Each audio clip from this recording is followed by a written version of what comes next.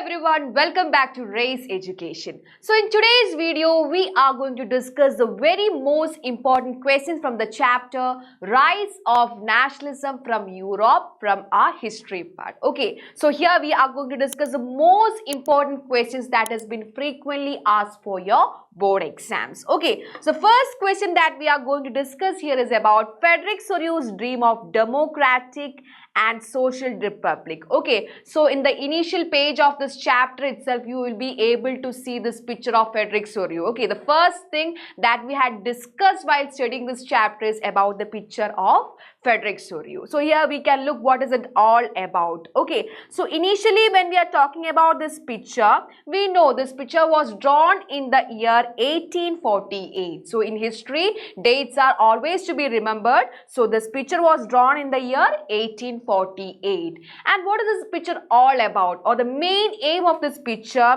It is mainly the utopian vision of world where nations are free, democratic and socially just. Okay, and secondly, a series of 4 prints titled with the dream of worldwide democratic and social republic was portrayed in this picture. And other things that we are able to see in this picture is Statue of Liberty is being visible, and also secondly, the crushed remaining of absolute symbols of the world nations were also being seen. And another thing, that is national flags of various countries are also being portrayed here. Okay, the reason why the national flags are portrayed here is to show unity among nations. Okay, we already had discussed that Frederick Sorrew always had a dream of creating a democratic nation. Okay, a democratic world. Accordingly, it has been said that a national flag of different countries were being portrayed here as a part of bringing unity among the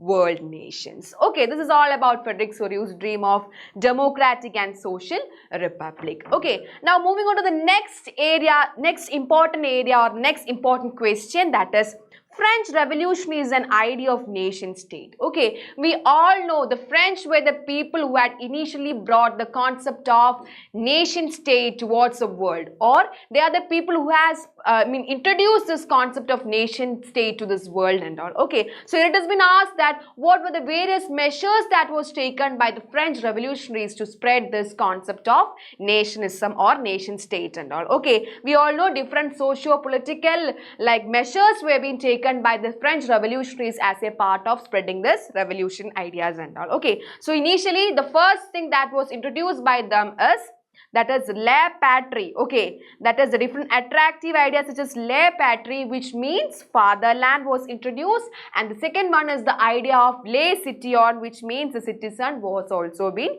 introduced. Okay, this had given more importance to their country as well as citizen. Okay, these two ideas, this attractive ideas, main intention is to bring or to make the people believe that they are given importance other than all the things that has been existing in their country and all. Okay, secondly, a new national flag, French flag, was designed or that was introduced, which had just replaced the royal standard flag. Okay, the royal standard flag that existed in the ancient period, that was just replaced by the introduction of this new French flag. Okay. And another thing or another new measure is an estate general. We know that basically the elected representatives belong to this estate general in the ancient period of this, or during the dynasty, or during the autocratic rule of that French people and all. Okay, and this was being replaced with National Assembly. Okay, this estate general was just named, or it was just replaced as National Assembly. Okay, and next one is, as a part of bringing patriotism among the people of the country, hymns were made. Okay, and also matrices were moreover glorified throughout the French nation and all. Okay, and another thing that was introduced by the French revolutionaries to attract the people of France is they had brought this concept of equality. Okay, like equality before law and equal protection of law, where everybody is treated as equal and all. Okay, like equal opportunity and equal space were given to every individual of that country. Okay, these all were done to attract or to bring the people into this concept of nation state. And last or finally, the third thing is a common language was being brought, and also mainly that is the French language was given more importance. Okay, the French language was given more important, and just they had discouraged the use of regional dialectics. We all know in the ancient period and all, there will be so many regional languages also. Okay, so during that period, a common language for the whole France was introduced, and French was being considered as the common language of that particular nation. At the same time, all the regional languages that had existed in that country was also just discouraged by the French revolutionaries. Okay, so this is all about French revolutionaries idea of nation states and all. Okay, now moving on to the next concept, that is Civil Code of 1804, which is also known in the name that is Napoleonic Code. Okay, Napoleonic Code. So another name for this Civil Code of 1804 is Napoleonic Code. You can look what is this all about. So this Napoleonic Code, this was been introduced during the period of French Revolution, and who has just introduced it? Napoleon has introduced this particular code. Okay, and it is also known as Napoleonic Code. And what are the main aim of this code? This code has given so many provisions, like birth rights were given, right to property. Okay, first one is right to property was also included in this code, and also they got special birth rights. Okay, two things that it will be noted here is right to property was introduced, and secondly special birth rights also was given. Okay, and also any special privileges that existed before the code dependence on birth or class was abolished entirely, and everyone was treated equally. Okay, but at the same time certain birth privileges were given. Okay, at the same time the special privileges that we had enjoying, or the people of country are enjoying on the basis of their class and birth, that also was completely abolished, and also everyone were treated equally. Okay, no person did enjoy a special power or authority. Every people of a country was been treated equally. This is all about Napoleonic Code or Civil Code of 1804. Okay, now moving on to the next question, that is Vienna Congress. Okay, so what is Vienna Congress all about? After the defeat of Napoleon in 1815, okay, the representative of European powers, which were they or who were they? Like Britain, okay, like which were the countries? Britain, Russia, Prussia and Austria. Okay, they want to create as a part, they had said that they want to create a stability situation, like there was nobody to rule this entire European nation. Okay, so these European powers, they started to take this power, like Britain, Russia, Prussia and Austria, they had formed together and they had just started to take the power of this European countries. As a result, they drafted the Treaty of Vienna in 1815. Okay, as a part of taking power, they had just initiated this Treaty of Vienna in 1815 with the goal of erasing the majority of changes brought about. Napoleon was establishing a new conservative order in Europe. We can look what are the provisions that is included in this Treaty of Vienna in 1815. Okay, the first one is the Bourbon dynasty was restored. Okay, so the Bourbon dynasty, which was thrown out from France during the French Revolution period and all, that was again restored. Okay, that was the first thing. Secondly, under Napoleon, France lost their territories which they had occupied or acquired. Okay, so during the period of Napoleon and all, France had acquired so many European countries. So these all European countries were being separated from France and they got their own independence. Okay, so here we can say that under Napoleon, France lost the territories it had just acquired. Okay, to prevent further French expansion, a series of nations were set up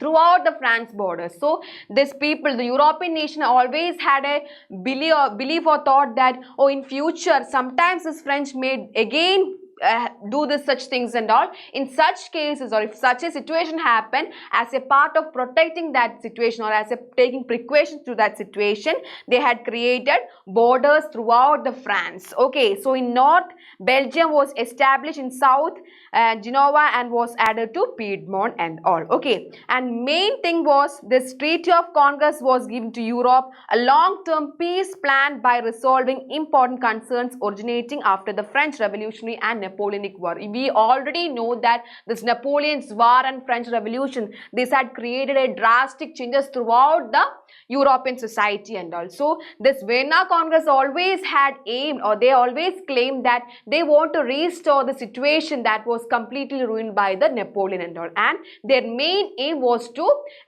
re-establish peace over this European state and all. Okay. So nextly, we are talking about Romanticism. Okay, this is a question that has been frequently asked for your board exams. Okay, so we all know Romanticism is a cultural movement. Okay, it is a cultural movement which sought to develop a particular feeling of national sentiments. Okay, they always had an aim for developing those national sentiments, and also these romantic artists and poets, they always, or they generally criticize the glorification of reason and science, and they always focus, or they instead focuses on emotions, intuitions and mystical feelings. Okay, they mainly are also concentrated on the glorification of emotions, glorification of past and use of folk culture also. This is all about Romanticism or romantic movements and all. Okay. Now, the next area, that is ideas of national unity in early 19th century Europe, were closely allied with the ideology of liberalism. Explain. So, we all know what is liberalism all about. Liberalism in simply terms, we can call it is freedom plus equality. Okay, liberalism always aim for an individual's personal liberty as well as equality before law. Okay, and what is all about political liberalism?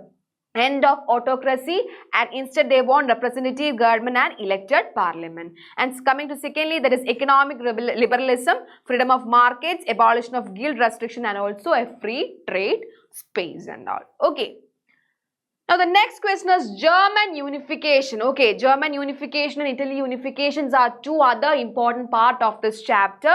So, we all know in the process of German unification, we always remember the name of Otto von Bismarck. Okay, Otto von Bismarck is the chief architect of this German unification. Okay, so in the process of German unification, Otto von Bismarck is the chief minister of Prussia, proved to be the main architect, and economic unity before political unity, sovereign clubs which create free economic market. Okay, so before the establishment of political society or a political unity, this German nation have always built or already built an economic unity among these nations. Okay, always or initially, like they had made their market free, and always they had tried to build up a free economic situation before the arising or before the formation of this political society and all. Okay, and policy of blood and iron was their main aim, where they believed in warfare and diplomacy rather than speeches. Okay, like the German unification, as a part of German unification, their leaders or Otto von Bismarck, they always believe in warfare and diplomacy rather than speeches and all. Okay, mainly three wars were there accordingly or as a part of the German unification. First one is Danish War, which was in 1864, which just defeated Denmark. Secondly, Austro-Persian War, which was in 1866, where Austria defeated North German Confederation formed. Third one is Franco-Prussian War, which was in 1870-71. France defeated the final unification achieved. Okay, accordingly what happened? William I was proclaimed as the German emperor in 1871 at Versailles. Okay, William I was proclaimed as the German emperor in 1817 at Versailles. Okay.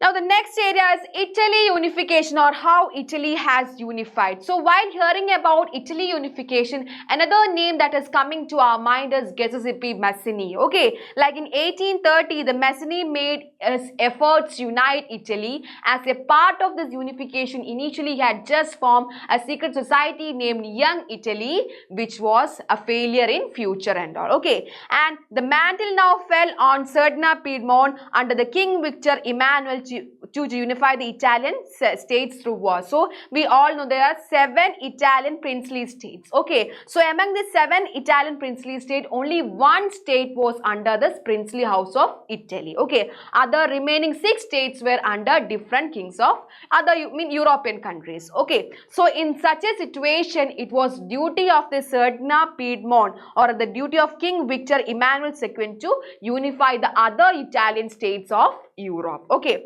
and Chief Minister Cavour. Okay, Cavour also is another important person who had made a big role in Italy unification. Cavour, through the tactful diplomatic alliance with France, succeeded in defeating the Austrian force in 1859. Okay, and also we know about Giuseppe Garibaldi. He is also an important figure of Italy's unification.